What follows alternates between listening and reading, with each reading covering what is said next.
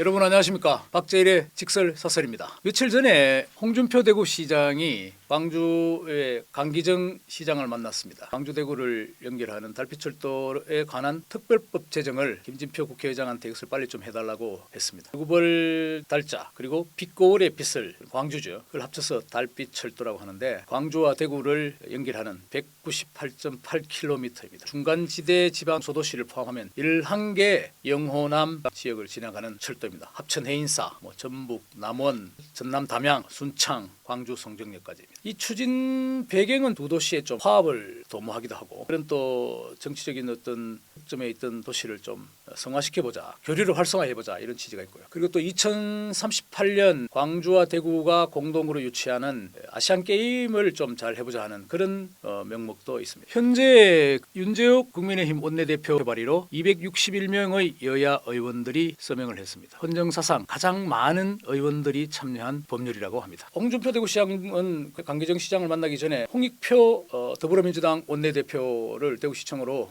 초청해서 또 이 문제를 상의했고 표 원내대표는 깍듯이 홍 시장을 대하기도 하는 게 인상적인데 어쨌든 달빛철도 특별법에 대해서 야당으로서 적극 협조하겠다 이렇게 이야기를 했습니다. 이재명 대표도 대구시청사를 방문해서 이 문제를 꺼내면서 달빛철도는 우리 여야가 합심해서 연대 처리하겠다 이 얘기를 했습니다. 정무적으로 굉장히 합일된 국토 인프라 계획이다 이렇게 볼 수 있습니다. 중앙 일간지에서 빛철도에 대해서 이거 퍼주기다, 경제적인 타당성이 없다, 단 2분 더 가려고 철도를 고속철로 만들어 이런 기사도 있고요. 포퓰리즘에 다름없다 이렇게 맹비난하고 있습니다. 무방비로 폭주하는 11조 원 고속철, 이게 서울에서 발행되는 신문 사설의 제목입니다. 한마디로 촌동네라고 철도 놓으면 안 된다 이런 얘기죠. 거기 지나가는 지역 광주 대구는 그렇다 치더라도 중간에 9개 지역은 전부 인구 감소 지역이다. 무슨 철도를 놓느냐, 이용 주민이 많지도 않을 것 같다. 이 신문뿐만 아니고 한 서너 개 신문이 다 그런 비슷한 사설과 기사를 거의 일면톱 메인 기사로 보냈습니다. 논거가 거의 똑같아요. 제가 보기에는 이게 좀 의심스러워요. 기자가 취재한 것 같지는 않고 아마 이 달빛철도의 예산이 너무 과대하다고 생각하는 기획재정부나 아니면 또 예산이 또 많아서 추진이 좀 어려울 것이라고 내심 좀 두려워하는 국토부에서 제공한 자료가 아닌가 저는 이렇게도 의심을 하고 있습니다. 이런 식으로 하면 지방은 철도고 도로고 깔 수가 없어요. 아니 모든 인프라가 지금 서울에 계속 집중되는데 경제적 타당성을 객관적인 기준에 의해서 우리가 만약에 평가한다면 서울이 더 시급하겠죠. 인구도 많고 주변에 또 보완하는 인프라가 더 많으니까 경제성은 더 높아질 거 아니에요. 그리고 인구는 자꾸 서울로 빨려가고 지방은 주는데 이런 상황에서 도로 철도가 그러면 당연히 수도권이 우선될 수밖에 없다. 경제성 논리로 따지면 그런 결론 아니겠어요? 동해안 고속도로는 철도도 마찬가지입니다. 텅 비어 있지 않습니까? 고속도로 망해서 U자가 돼야 되는데 L자 가깝죠. 울산 포항 정도 하고 있고 포항에서 영덕 이제 건설하고 있습니다. 다른 지역은 다 수십 년 전에 이미 완결된 상황인데 동해안만 뻥 뚫려 있고 그런 경제성 논리로 지금 지지부진하다 보니까 국토의 한 구석이 사회 인프라, 소셜 인프라인 도로, 철도가 뻥 비는 겁니다. 달빛철도도 마찬가지 아니겠습니까? 경제학 용어로 공급이 수요를 창출한다 이런 얘기가 있잖아요. 달빛철도는 안 된다. GTX는 그럼 서울은 왜 되느냐 하는 그런 저는 또 의문점을 갖고 있습니다. 출퇴근을 좀 편리하게 위해서 서울 도심, 강남, 서울역을 길에서 외곽지대에 있는 일산이나 아니면 분당, 인천 이런 지역을 다 연결하겠다는 거 아닙니까? 메가 서울로 만든다는 것이죠. 김포 편입도 그런 문제에서 나온 것 같은데 윤석열 대통령도 최근에 GTX를 한번 타봤죠. 이게 또 100m 정도 땅 밑으로 내려가잖아요. 엄청난 프로젝트인데 사실 이건 또 돈이 얼마 드는지도 가늠이 안 돼요. 10조가 드니 20조 하지만 제가 보기에는 물가 상승이 앞으로 공사비 인상을 다 합치면 수십조가 될지도 모르겠습니다. 수도권의 교통 대란이랄까 이런 걸 생각하면 타당성이 있죠.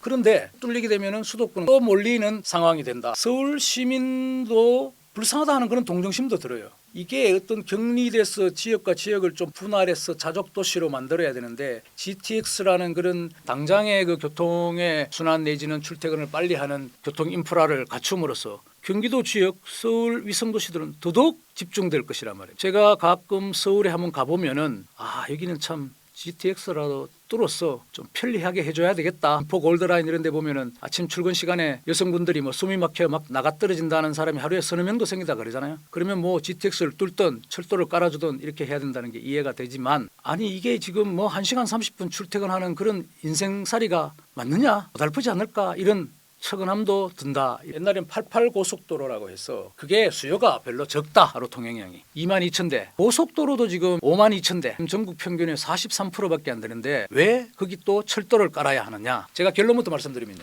고속도로는 하루 한 2만여 대 다니는 게 그게 노멀입니다. 정상이라는 뜻입니다. 서울에 5만 대 이상 되지 않겠습니까? 그게 정상적인 고속도로입니까? 제가 서울 한 번씩 가보면 충청도부터 이미 밀리기 시작해요. 도로 내가 14,300원 내고 서울 가는데 무슨 이게 고속도로가 아니고 국도보다 못해요. 그 공급이 너무 지나쳤어. 수요를 너무 창출했어. 뚫고 또 뚫고 또 뚫어도 끝이 없는 그런 상황이라는 거예요. 서울이라는 주변 도시의 고속도로와 철도는 비정상 너무 과도하게 밀집되어 있다는 것을 좀 깨닫지 못하는 거죠. 그런 사설이나 서울중앙일간지에 쓰신 분들한테 한번 물어보고 싶었어요. 아니 그러면 경제 타당성이나 뭐 이용자가 없었어 못 놓겠다 그러면 미국 같은 그 나라는 그 대륙에 하루에 몇 대도 안 지나가는 거기 왜 고속도로를 왜 깔겠습니까? 그 뒤에 철학을 모른다는 뜻이죠. 예비 타당성 조사, 비용 대비 편익이라는 것인데 이게 뭐 일 넘으면 그 사업을 해도 되고 그 이하면 불가능하다. 뭐 타당성이라는 것이 경제 논리에 제가 말씀드린 공급과 수요를 창출하고 공급이 수요를 또 악순환시키는 그런 부분도 말씀을 드렸지만은 경부선 철도 있지 않습니까? 서울에서 부산까지 그리고 그 서울서 또 신호주까지 간 철도를 일본 제국주의자들이 깔았습니다. 그 사람들이 예비 타당성 조사를 거쳐서 깔았다고 보지는 않아요. 시베리아 횡단철도는 러시아가 그 타당성 조사를 보고 깔았겠습니까? 대구 인구가 237만 명이고 광주는 142만 명이라고 그럽니다. 사실 100만 명이 넘는 도시면요. 세계적인 수준에 봤을 때는 엄청나게 큰 도시입니다. 그 두 지역을 연결하는 철도, 가장 고전적인 인프라이면서도 21세기에도 여전히 교통혁명을 창출하고 있는 그 철도입니다. 교류하는 인프라가 없다는 것은 21세기 선진 대한민국에서 이게 국토균형발전, 국토인프라에 배치해서 말이 되는 구조인가. 오로지 이제 뭐 서울 가는 철도, 고속도로만이 타당하다. 이런 논리에 사로잡힌 결과가 인프라의 비극을 지금 토래했다.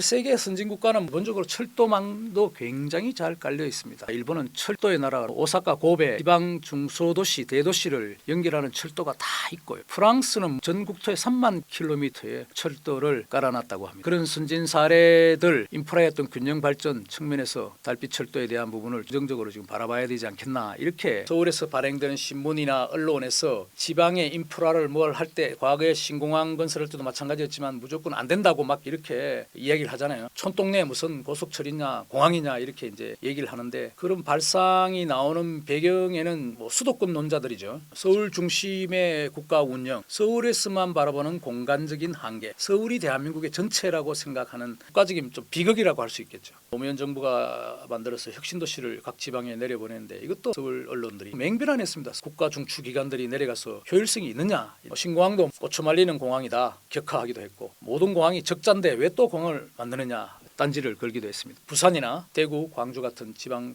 대도시들에 인근한 공항이 완전 적자인 것도 아니고 또 설령 일부 적자라 하더라도 사회 인프라라는 측면에서 그것이 과연 배격할 수 있는 그런 인프라인가 하는 반문은 있습니다. 슬로우시티라는 게 있지 않습니까? 프랑스나 이런 세계 여러 나라에서 새로운 아이디어로 창출되고 있는데 뭐 15분, 30분 내에 걸어서 혹은 자전거를 타고 학교나 내 직장이나 아니면은 뭐 슈퍼마켓이나 영화관이나 도서관이나 이런 것들을 다 문화생활을 향유할 수 있도록 하자는 겁니다. 출퇴근 시간을 대폭 줄여서 삶의 질을 높여보자 하는 것이 슬로우시티, 천천히 걸어가는 도시. 사실은 뭐 서울은 그 측면에서는 지금 도저히 불가항력적으로 만들어내기에는 불가능한 구조가 되어가고 있는 것 같습니다. 뭐 GTX를 깔고 순환선을 만들고 도로를 넣어야 되는 그런 상황이니 그러다 보니까 수도권 인구는 계속 늘고 지방은 주는 악순환이 되고 있는 것이죠. 슬로시티 말이 나왔으니까 그러지. 지금 2분기 출산율이 거의 뭐 곧 0.6대로 내려갈 모양입니다. 그 많은 인구가 몰리는데 또 서울은 출산율 측면에서는 최악이에요. 0.53. 코리안 인구가 종족적으로 멸종한다는 말이 나올 정도인데 국가적으로 기여하는 바가 없어요. 최악이니까. 1시간 반씩 심지어는 2시간 3시간씩 걸려서 출퇴근을 하는 시민들이 주로 그 정도 되면 체력적으로 좋아야 될 테니까 젊은 친구들 아니겠습니까? 아니 그런 친구들이 그렇게 출퇴근하고 하면은 제가 보기에는 그 친구들이 애 낳을 생각이 없는 것이 아니라 어쩌면 애를 놓을 시간이 없지 않을까 이런 생각도 듭니다. 이게 지금 모든 게 여러 사안들이 복잡하게 얽혀서 지금 악순환 구조를 만들고 있다는 겁니다. 국민의식도 좀 바뀌어야 된다 이런 말씀도 좀 드리고 싶어요. 오로지 이제 뭐 서울로 가는 서울 언론의 시각도 수도권의 이익을 대변하기 때문에 그렇지 않겠습니까? 국가의 재화가 있다면 서울부터 먼저 세야 되지. 대구 광주에 무슨 또 그 촌동네를 지나는 철도를 까느냐 뭐 이런 논리잖아요. 팽배해지고 인구가 계속 집중되고 지방은 배쳐가고 사람은 몰리는데 출퇴근 시간은 숫자는 늘어나고 애 낳을 시간도 없다. 국가가 말이 되겠습니까? 저희들 어릴 때는 월드컵에 나가지를 못했어요. 매번 떨어졌습니다. 지금은 월드컵 뭐 10여 이상 연속 출전을 해서 그게 당연한 듯이 여기기도 하는데 차범근 선수라는 그분은 거의 국가대표의 독보적인 존재였어요. 그 당시 세계 정상급이었습니다. 그 우리나라 축구팀을 구성하면 차범근 스트라이크하고 나머지 선수들인데 그 당시 차범근 선수와는 거의 좀 수준 차이가 너무 났습니다. 어떤 그 중계방송 아나운서는